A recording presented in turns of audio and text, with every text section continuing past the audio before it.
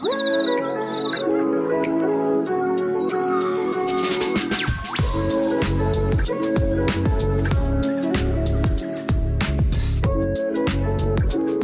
of play with the Dark Age idea in the sense that, you know, what's come down to us about previous Dark Ages in history is that, they were terrible, civilization fell apart. But for a lot of ordinary people, they were actually pretty good time, because when the Romans left Britain, the evidence seems to suggest that nutrition was better. People were better off and healthier because they weren't being essentially screwed by a predatory colonial elite.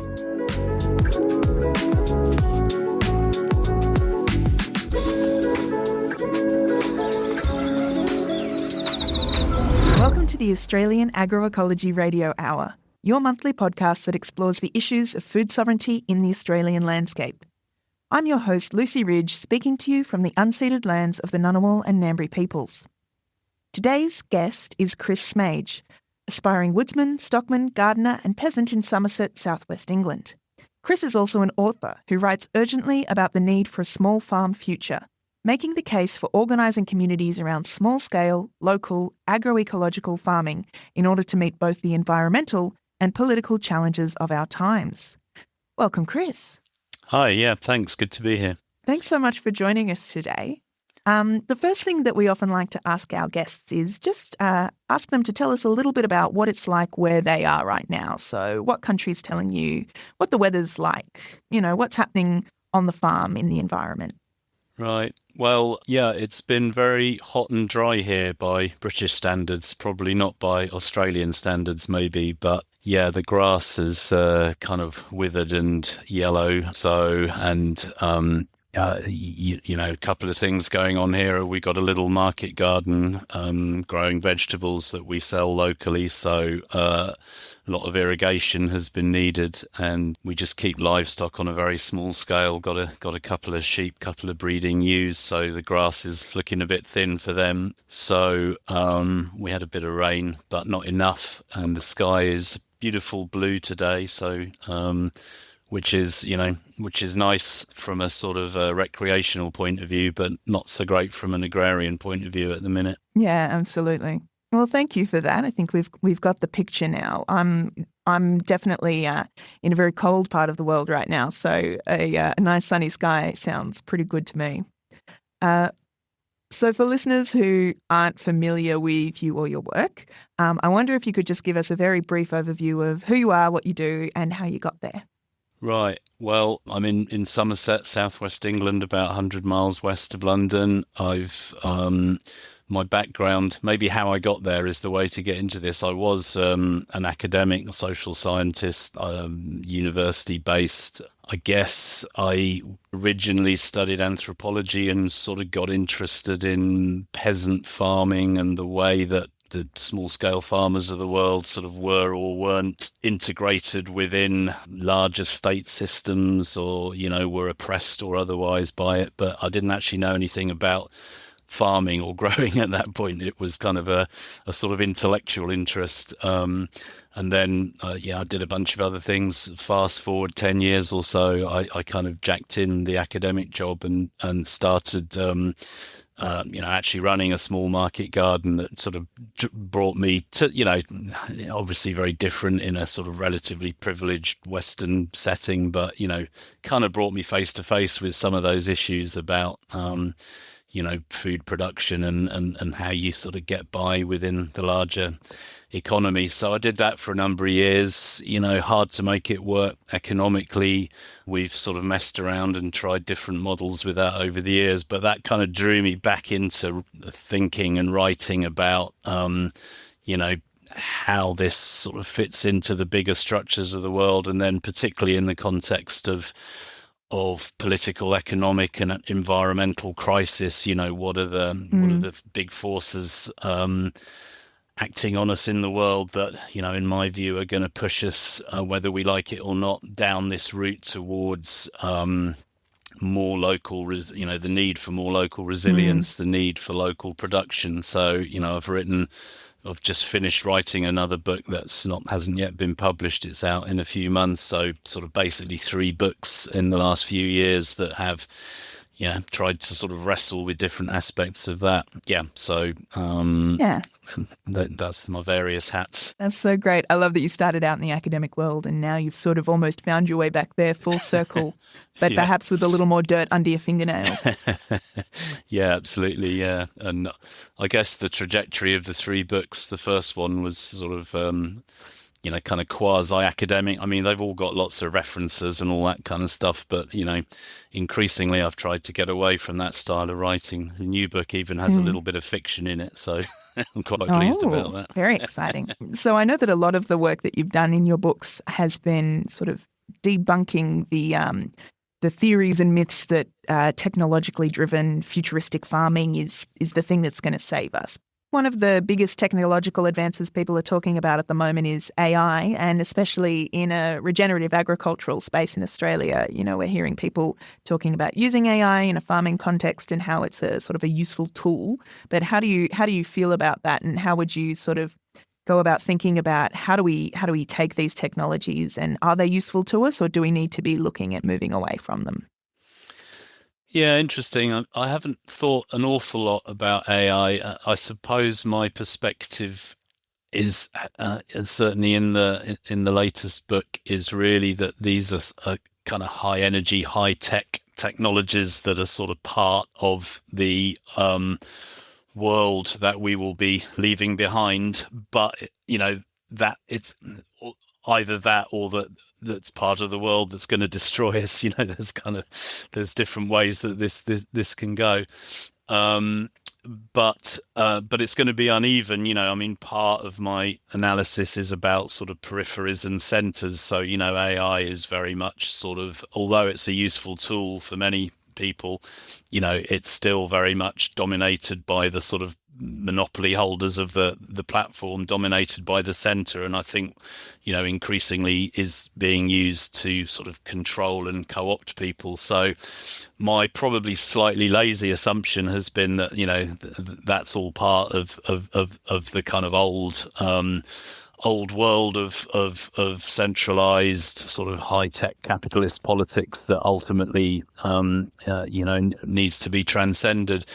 But nevertheless, I acknowledge that people use it. I mean, obviously, we're talking here through this sort of very high-tech modern technology. I think, and so, I don't particularly have a view. I certainly wouldn't say, small scale local regen farmers mustn't use any modern technology. That's not how this thing works. I don't know if it, I don't see it necessarily as a kind of liberatory technology. I think a lot of these technologies that we use, they're partly useful to us because everyone else is using them, and you sort of disadvantage yourself if you're not part of that. But they do come with a price tag. They do come with a politics and a social structure associated with them, which are not necessarily or almost certainly not the politics and the social structure that I want to kind of create and prefigure. So I suppose I would say proceed with caution. And there's an environmental cost as well. Absolutely. I mean, it's the energy cost when you turn on a tractor is very visible, whereas the energy cost when you're, sat at your computer sort of crunching a load of data is not so visible. But and that's part of the danger, right? Because those costs have been so far externalized that they're very difficult to sort of comprehend, on an instant human level. Right. And layers and layers of, huge layers of sort of complex political interaction that's kind of embedded in all of the information technology we use, which, a bit like with the pandemic and the shelves suddenly emptying of fruit and veg, we do need to build sort of resilience and redundancy loops into our practices, I think. So it's a bit like with, my use of machinery here. I use machinery to achieve farm tasks, but there are a lot of things we could do on our holding without, and we would, sort of get by more or less. Whereas, larger scale mainstream farmers, if the tractor's not there, then, they can't do the job, and I suppose it might be worth thinking of IT or AI in the same way. Yeah, really, we need to be going back to local food systems, local communities, and those resilient food systems. Right. But a lot of people are still sort of carrying that narrative of technology-driven farming. How do we push back against that? How do we change the narrative and get more people talking about local food and local communities? Well, it's a good question. It's a difficult answer. I mean, I guess one thing I try and argue in the recent book, and it's kind of, not that it's particularly original on my part. Ultimately, I think it's kind of about stories. It's kind of about the stories we tell ourselves about sort of who we are and where we're going, and this is one of the problems we have, is that stories are very powerful, and humans are great. It's been one of the themes in my books.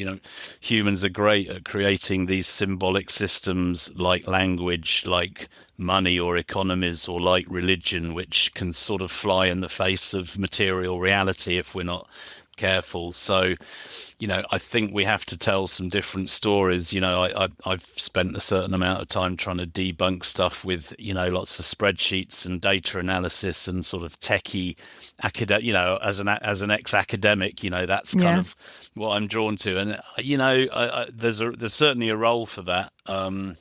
But it doesn't really work. It doesn't really engage people. That's not sort of how human minds work. We sort of want to latch onto a story. So I think the way to do it is by having good stories to tell about local food systems, about local community and connectedness. The problem is that it's hard for those stories to seem plausible in the light of, the larger economic system and the forces that obstruct people being able to generate good, resilient local livelihoods. So I think we have to tell stories about where we are sort of civilizationally and in our, why those existing stories are not serving us. And I suppose I try and do that in the new book with sort of multi-layered stuff, but it's not easy because it's hard to birth a new story about bottom-up local community and food resilience in a world which is which kind of frustrates that at every turn. But something I've noticed is that a lot of the time the stories that you tell and the way you tell stories, it's inherently hopeful.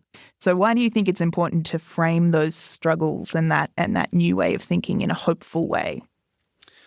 Well, I think, it's interesting because I guess, a lot of my writing is very much caught in this duality of sort of optimism versus doomism as it's, and dualities are always problematic, and it's so easy to slip into that doomism, isn't it? Yeah. So, I think this is one of the things about the sort of tech optimism, and it's understandable. It's like people are very invested in their modern, we live very high tech, high energy, urban, modern lives. And so people want to have this hopeful story that, hey, we've got problems. There's climate change, there's justice issues in the world, but, we can solve these within the structures of our existing sort of high tech, high energy civilization. And, I guess my view is that we can't. That's not, and so we are entering crisis. Renewal always comes out of crisis. It always comes from the margins. So my position is it's easily sort of caricatured as sort of doomism. This old bloke saying, "Oh, it's not going to work."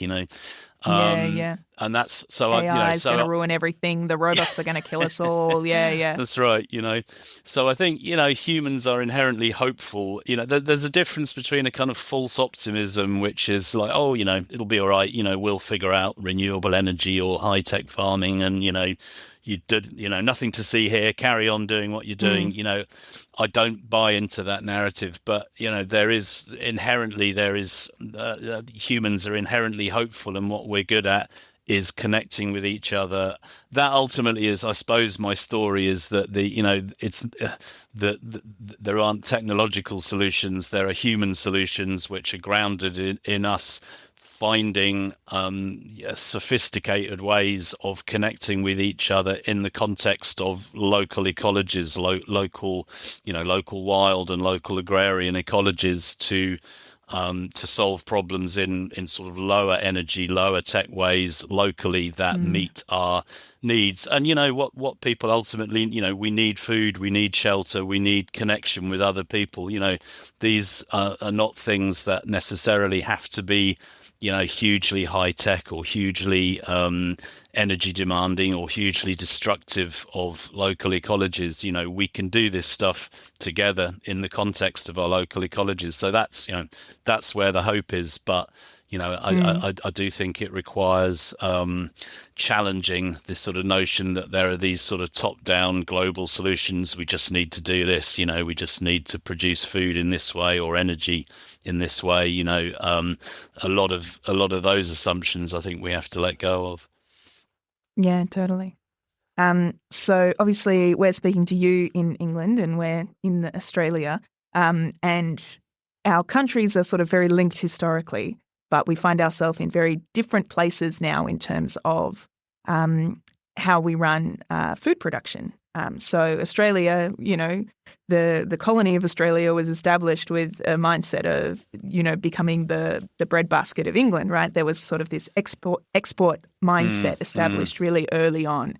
And that's the way that Australian agriculture has grown. So we're very export minded. And I know that in the UK, you're heavily reliant on food imports. And so how do we, I don't know, I wondered if you had any thoughts on some of the similarities and some of the differences between the Australian and UK contexts and maybe any lessons we can learn from each other.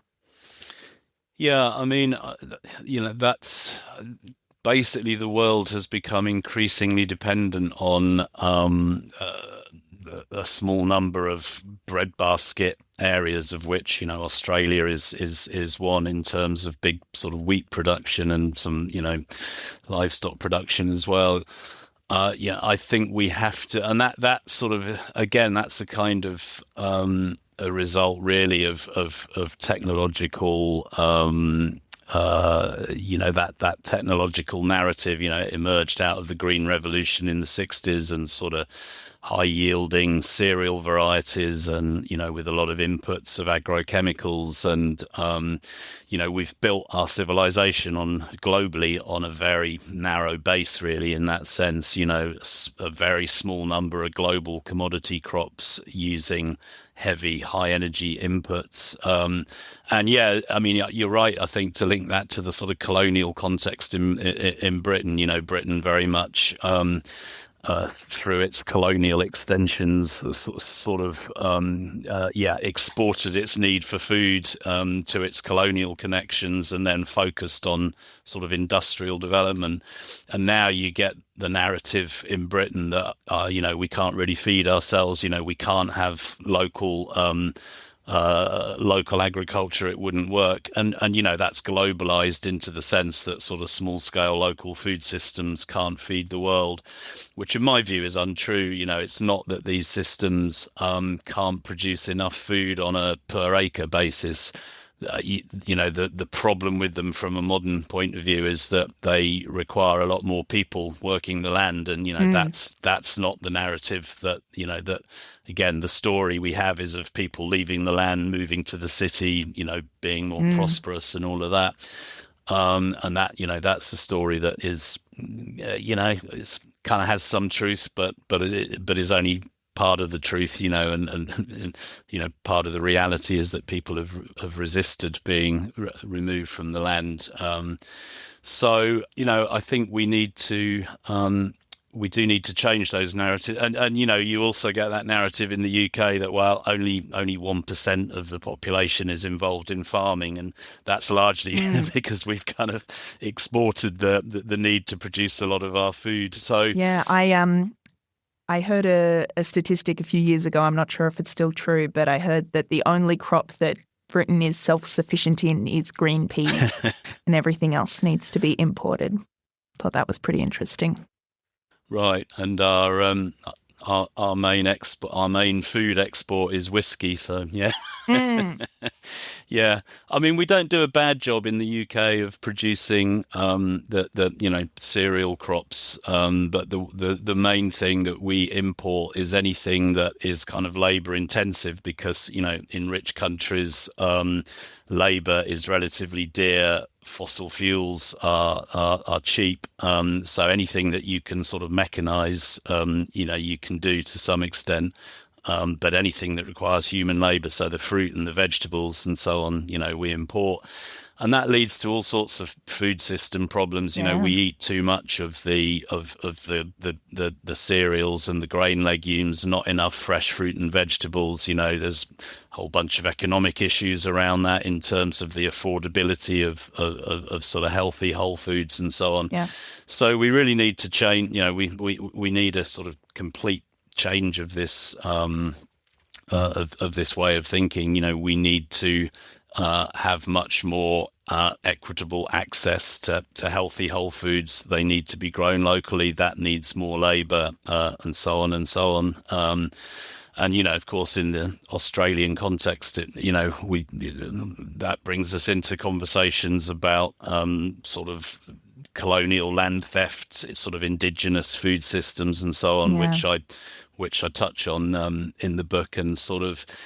Again, that's a sort of interesting aspect of this, where there's a kind of narrative of indigenous food systems as being sort of great for indigenous people, but but thinking of that as a sort of those people are a kind of minority of the global population. That that can't be a model for all of us. But part of my argument in the book is that we have to learn to become more native to our places, more indigenous to place, and that raises a whole bunch of practical and political issues, which I kind of get into a little bit in the book. Yeah. But yeah, we need to stop sort of exporting our needs for basic livelihood to other people who we don't know who they are, where they are, we don't know what labour conditions. We're sort of there's a kind of cheap food narrative that is really problematic, and we need to take more responsibility, not just for food but for all aspects of how we create a livelihood. We need to hold that closer to us and reward the people. If we're not doing it ourselves, we need to reward the people that we are doing it sort of Yeah. properly, and to be sort of conscious of all of those linkages. So you've spoken a little bit about becoming Indigenous to place and becoming more native to your landscape. I wondered if you could talk a little bit about what that might look like in an English context, but also an Australian context. Yeah, I mean, I talk about it a bit in the book. I mean, the context in the UK is, for example, the rewilding debate, where in Wales particularly, there's I think there's sort of wide agreement that there's too many sheep in the Welsh uplands that are ecologically destructive, and that's going back to the stuff we were talking about being pushed into producing the sort of food commodities that you can most easily produce in any given place. But the whole rewilding debate has just become really toxic in Wales, because it's sort of the farming areas tend to be Welsh-speaking areas with a sense of a sort of long indigenous tradition, and the sense of rewilding is just these English sort of environmentalists coming in saying, right, you need to stop producing sheep and we can let the land just grow wild, and that'll be better. I mean, I in an Australian context, I mean, I do draw. I've read some of Tyson Yunkaporta's stuff. I don't know if you know his writing, Yeah. which I found really thought provoking, and sort of, I guess, yeah, it's hard for me to speak for a context like Australia that I don't really know, but I suppose it's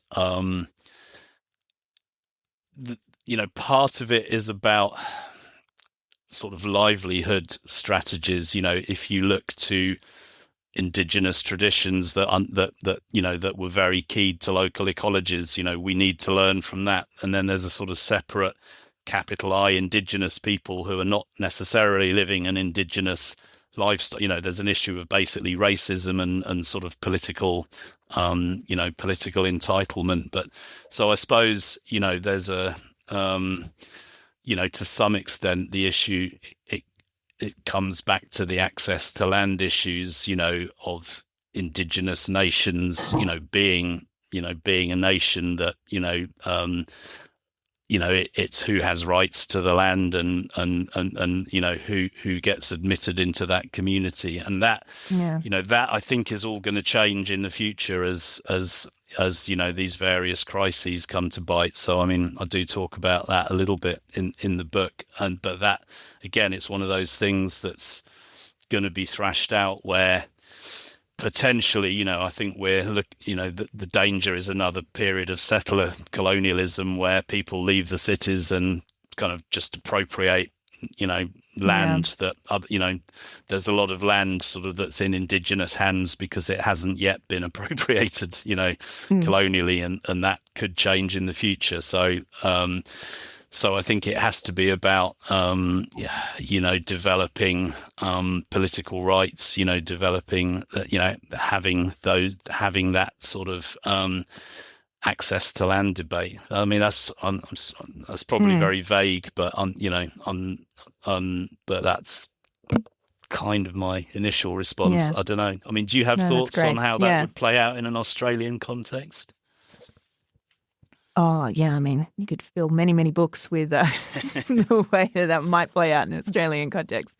But I think it comes back to what you say about, those place-based solutions and how every community is going to come up with their own kind of way of doing things. And I think that's probably especially true in a context like Australia, where in addition to, thinking about food production and thinking about local economies, you do also have to be thinking about the fact that we're doing this on stolen land. And how do we reconcile that without appropriating further or causing more damage?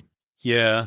I think the thing that I want to avoid is, I've sort of had these arguments with George Monbiot in my previous book, and the sort of whole land sparing argument, which is kind of like, let's have like really high-tech agriculture on as small a land footprint as possible, and then the rest of the land can be available. He talks in that book, in his book that I'm critiquing about, that will allow indigenous people to sort of have more access to land, and I don't think we can sort of separate it out in that way. And that the idea of becoming indigenous to place, can sound a bit of a sort of cultural appropriation, I would imagine, in a sort of Australian or a settler colonial context. But, I think it's important. I think people have to be grounded, within a local ecology. And obviously somewhere like Australia, the model to look, it's not that all the past models are always necessarily going to be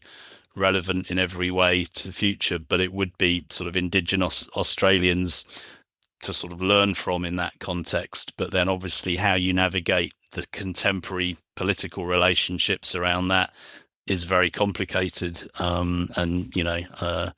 As you say, it's it's not something that that I can sort of predetermine it. It's grounded in local political relationships, but I guess there's sort of there's almost been this inversion, where from a position of colonial scorn for indigenous lifeways, nowadays they can be put on a bit of a pedestal, but not really taken seriously in the sense of, well, that's great for indigenous people to do that, but, the rest of us, we have to carry on with our sort of high-tech, high-energy, destructive forms of agriculture. And I think the real lesson of indigenous systems, goes much deeper than that, and, has to be taken as a critique of those ultimately quite colonial forms and quite ecologically destructive forms of sort of modern high-tech agriculture. So, yeah, it's a good question, and I do talk about it in the new book a bit, but as you say, it could fill many books. I'll probably need to think about it some more.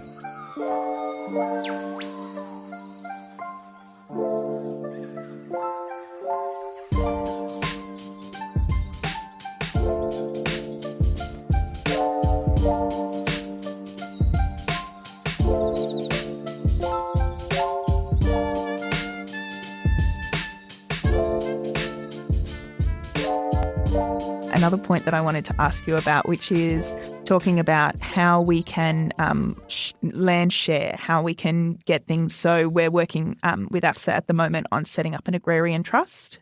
And we also have quite a strong network of people farming on other people's land called foopaling. Right. So I just wondered, if you had any experiences with setting up agricultural land in trusts or land sharing, and how we can encourage more people and give more people access to come back to the land to be growing. Yeah.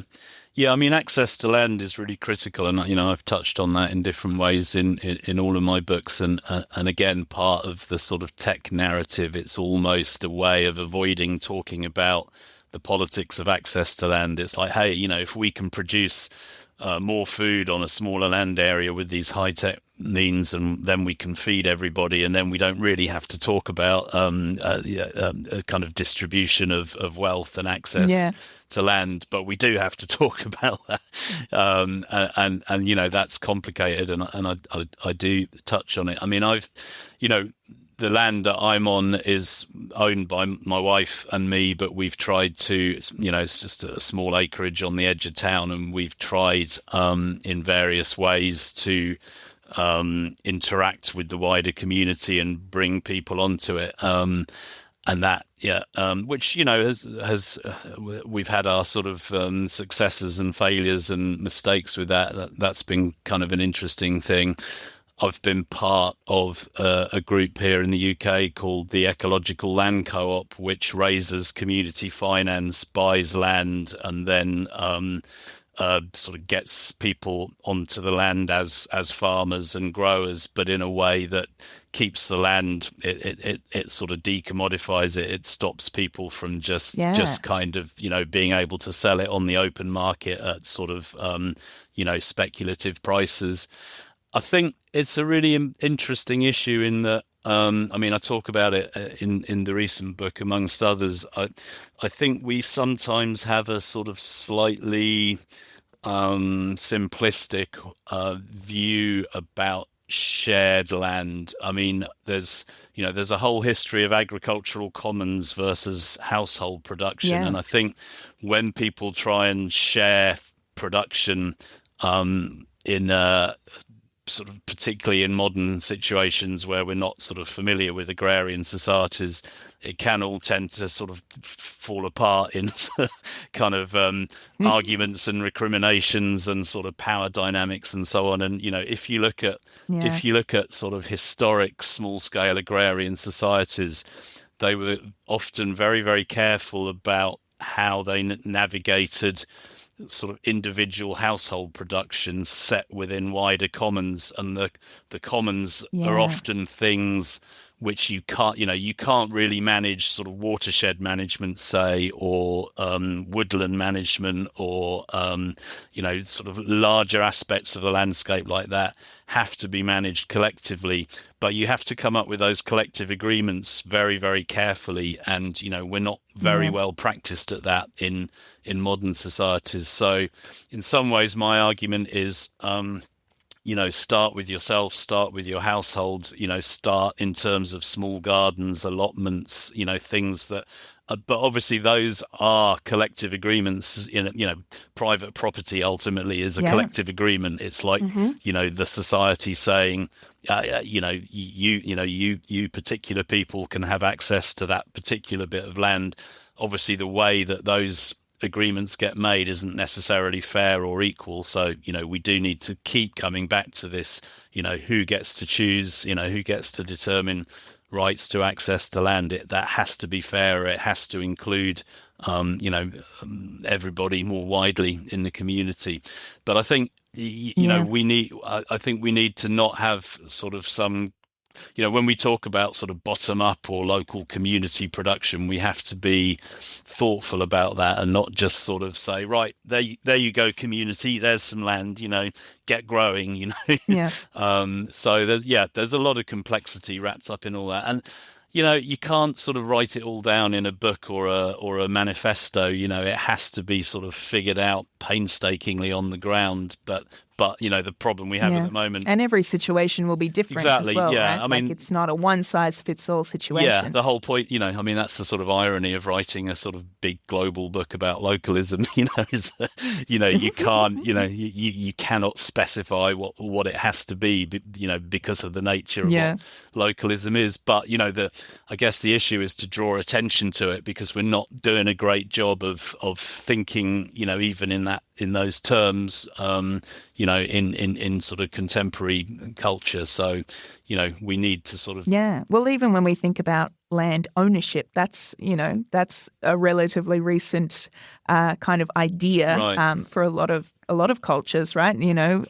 In terms of, Indigenous Australians, you weren't an owner of land, you were a custodian of land. There's a very different relationship to land. And I think, as you say, there's a lot that we can be learning and putting into the theories that we take into our communities. Yeah. I mean, land ownership is an interesting. In some ways, it's the concept of private land that we have tended to bring into sort of modern capitalist civilization kind of draws from Roman law in some ways, but it's a very, very, it's a very kind of extreme version of private ownership, which, I would sort of, the soundbite would be that it's exclusive, as in get off my land, and it's abusive in the sense of, it's my land and I can do whatever I like with it.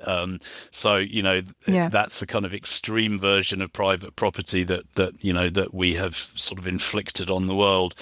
I think it's important to have private appropriation rights, as in this household or this small group of people, you take responsibility for this bit of land, and you are entitled to have the usufruct of it, to sort of get the produce of it.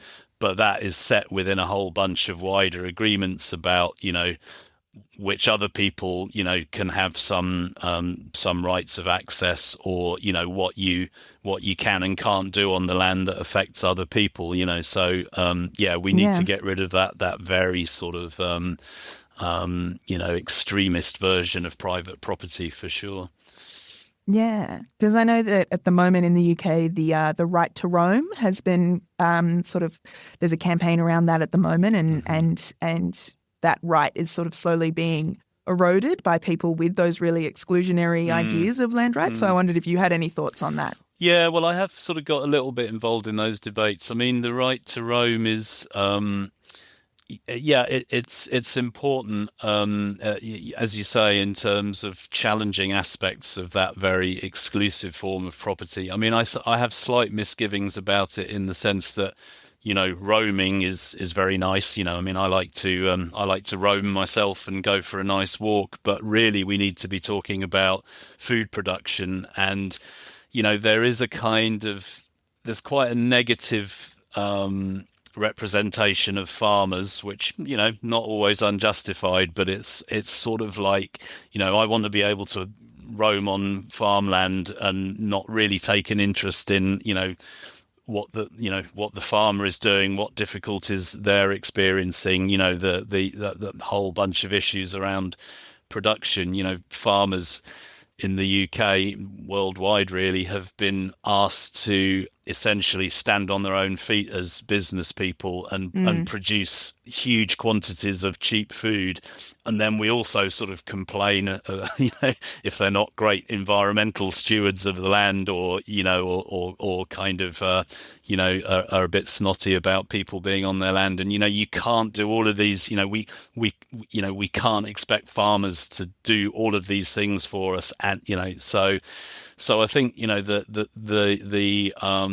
that debate about rights, I think it's good in as much as it draws people into valuing, the countryside, the ecology, but we need to draw people into food production as well, and into, understanding, it's not just a recreational thing where we kind of roam about, we need to understand how the ecology, the wider ecology, is provides us with the food and the fibers that we need, and sort of be part of that story as well. But yeah, there's So maybe it's a right to roam, but there's also a responsibility involved in that as well, right? So you've got the rights, exactly. but So then what are your responsibilities as someone passing through that land or roaming yeah, on that land? but there are huge issues in most, land access to land or land ownership is very unequal in most countries. I mean, I've been in the Scottish Highlands recently, which is, really pushing for access and sort of right to roam type stuff better than here in England, but also has an incredibly unequal land ownership and, a lot of the sort of global wealthy owning sort of grouse and deer stalking estates and so on, and so, this is one of the difficulties with the way that the food and land economy works now, is that it's very difficult for people to make any income actually producing the basic food that is needed. And if you talk to farmers, it's almost always sort of hunting or fishing rights, or a campsite or bed and breakfast. Anything other than actually producing food is what it's almost like farming is the hobby that you subsidize by doing something else, essentially sort of tourism, really. And so we need to, that is something we need to work on. Yeah, because farming can't just be a side hustle. That's how we end up with a very hungry world. Right. Yeah. And, sort of bad farming practices that, use agrochemicals or other, or, high energy shortcuts really to produce food. Yeah. So I wondered how much has changed on your farm since you sort of came from academia, did the hands-on learning, and now you're moving back into writing and moving through the world in that way. How has your politics and your writing informed your farming, and how has your farming informed your politics and your writing? Wow, yeah, big questions. I mean, I suppose what's happened on the farm, when we bought it, it was a big sweep of grass that was used by a dairy farmer as a kind of outfield for for dry cows and heifers.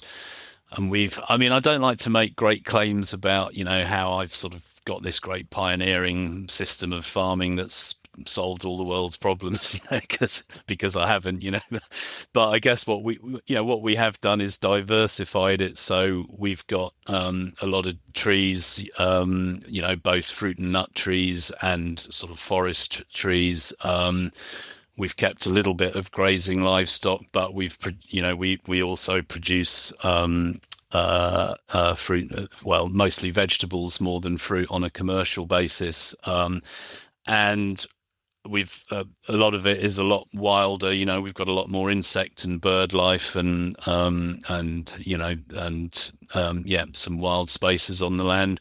We've also brought people onto the land in various ways. For example, we've got a little forest school. It's not something that I do, but forest school teachers that we know sort of have got a base on the land where they bring sort of kids and other people from the community onto the land. So you talked about land sharing earlier. So I think that's the essence of it, is making it productive in some way, making it diverse, and I think generally the modern economy and the high energy fossil fuel based modern economy has sort of separated a lot of that stuff out. We sort of tend to have forestry in Britain, in the sort of upland, remoter mountain areas, and then we've got very concentrated arable farming, don't really produce very very much fruit and veg at all. And ultimately we need to, in a lower energy economy, we need to bring those things together.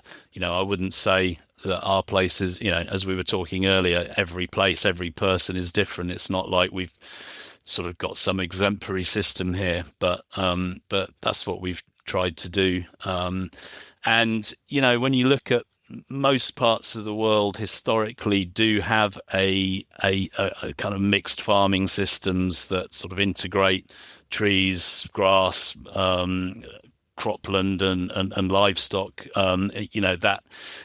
That kind of lends itself, when you don't have access to a lot of cheap energy, you have to sort of develop integrated ecological systems. So, I wouldn't say we've done that within within the constraints of the sort of existing economy we find ourselves in. But I think it's good to experiment with that. I mean, permaculture is a good Australian export into to the wider world. There's a lot of thinking within that I think that can be learned from.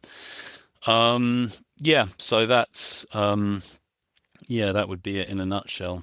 Do you think you still get enough time with your hands in the soil, getting dirt under your fingernails, or are you busier writing books these days? Well, no, I don't really, and that's something I'm hoping to change. I mean, and again, at all sorts of levels, I think the modern world sort of pushes us to specialise, and it particularly pushes us into these, talking words, sort of symbolic, sort of professions. So, for about 5-6 years, I was a more than full-time veg grower, and delivering veg in town.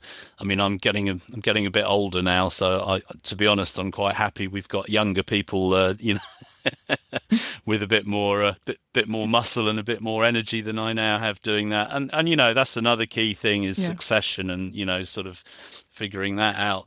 But the modern world is too specialized, and that's true. Agriculturally, every region there's a kind of global race to the bottom where every region is sort of pushed to produce, the one or handful of crops that it can sort of advantageously sell into the sort of global market. And so, if you look at historic maps here in Britain, like more or less every town used to have small market gardens producing vegetables because, they're sort of heavy, bulky to transport. And so it made sense to grow them locally. And, a market gardener was, there was loads of people, it was a sort of standard job in the agriculture, horticulture sector. Whereas now there's very few, with sort of cheap, abundant, modern energy and globalized food systems, we don't have that. So and refrigerated trucks and refrigerated warehouses. So, we need to diversify ourselves and our systems. So I'm not looking to get back into commercial growing, but we are trying to find ways and models to keep producing food to sell to people locally.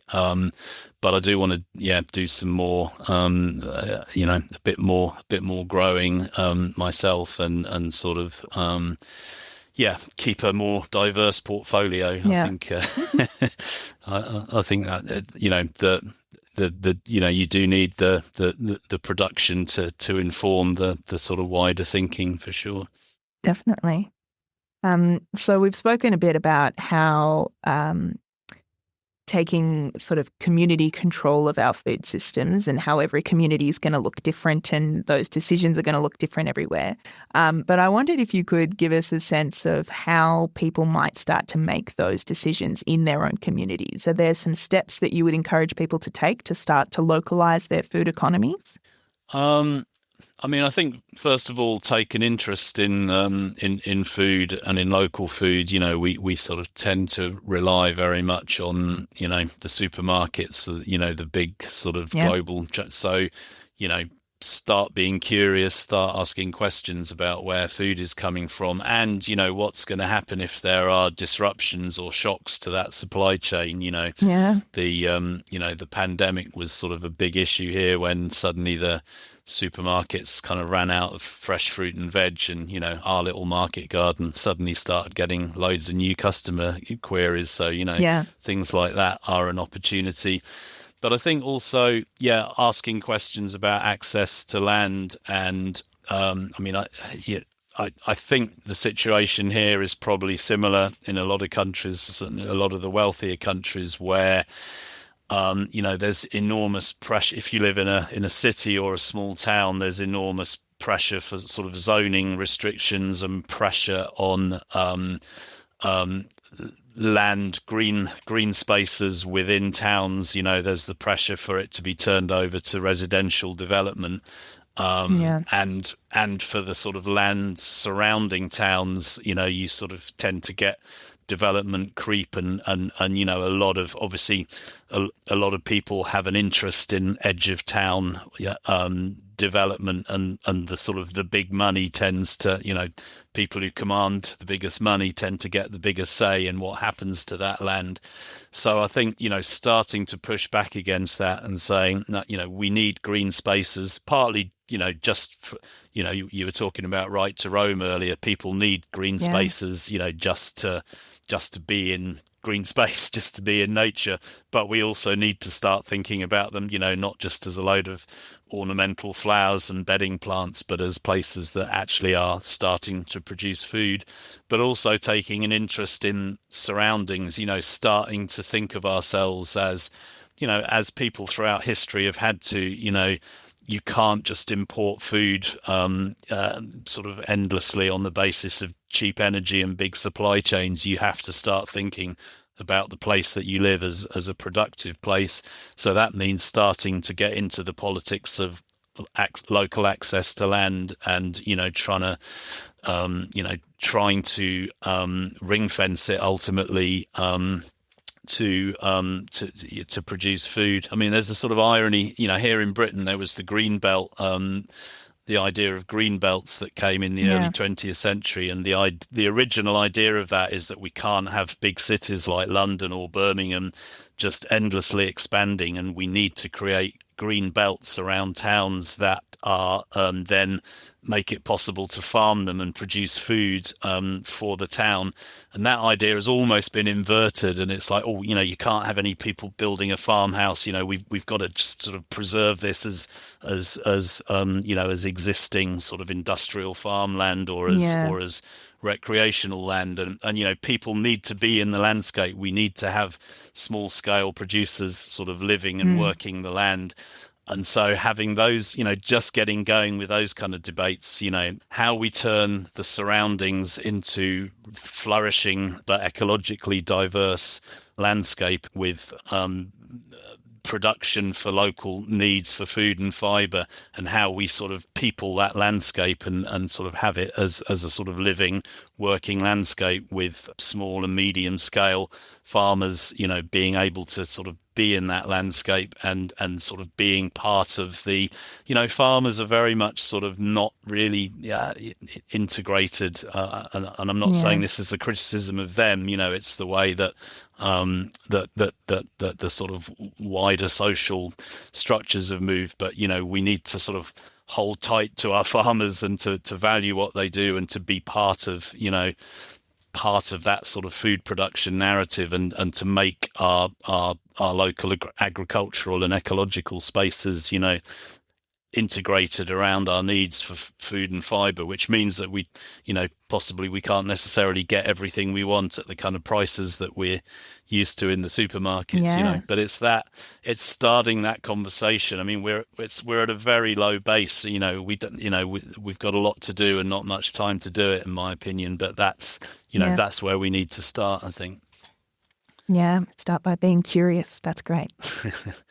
So we don't have an awful lot more time, but I thought finally, could you tell us a little bit about your upcoming book, and how is it different to your first two books? What are you telling us in this one? Right. Well, it's called Finding Lights in a Dark Age, Sharing Land Work, and you've put me on the spot there. I've actually forgotten the subtitle of it. But yeah, it's kind of similar in some ways to my Small Farm Future book that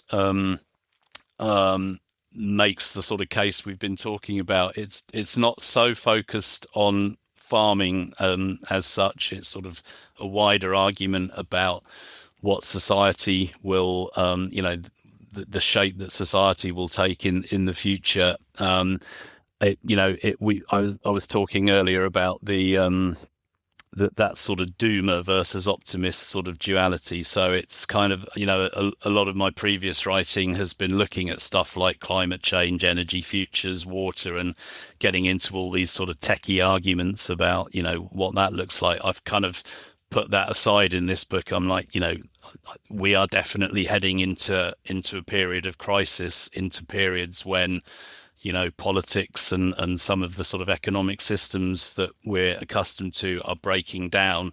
So how do we deal with that? How do we come together? How do we sort of see our way through the dark age to come? And I kind of play with the dark age idea in the sense that, what's come down to us about previous dark ages in history is that, they were terrible, civilization fell apart. But for a lot of ordinary people, they were actually pretty good time, because when the Romans left Britain, the evidence seems to suggest that nutrition was better. People were better off and healthier because they weren't being essentially screwed by a predatory colonial elite. And so we're not quite in that situation in the modern world because we've become so dependent on these big sort of global supply chains. But I think we need to sort of channel some of that thinking that, what do we do? How do we come together when the sort of big centralized systems that we've become used to stop delivering service to us? So that's kind of the essence of the book, and as I say, I don't sort of come up with a manifesto, a blueprint, follow Chris's sort of 3-step program and you'll be fine, because that's not how this works. But hopefully I'm sort of mapping some of that ground that then will be helpful to people to sort of figure out those answers for themselves in the sort of contextual local ways that develop those kind of conversations and those kind of stories that we've been talking about in this conversation. Amazing. So that one is Finding Lights in a Dark Age, Sharing Land, Work and Craft. Thank you. Thank you very much for joining us today, Chris. It's been wonderful chatting with you. Thanks very much. Yeah, it's been nice to chat with you.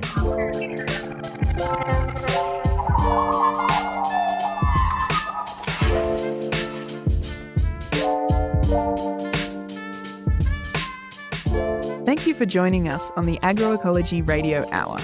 If you'd like to support AFSA's work, please head to our website, afsa.org.au, where you can become a member, or follow the Australian Food Sovereignty Alliance on social media. You can also sign up as a subscriber to this podcast on buymeacoffee.com and contact us via our email address, australian.food.sovereignty@gmail.com. Special thanks to our guest, Chris Smaje, and our producer, Ivan Blackett. We'll put the links to Chris's website and books in the show notes so you can learn more about his work. And of course, please share this podcast with your networks to help grow the food sovereignty movement in Australia, the UK, and beyond. Viva!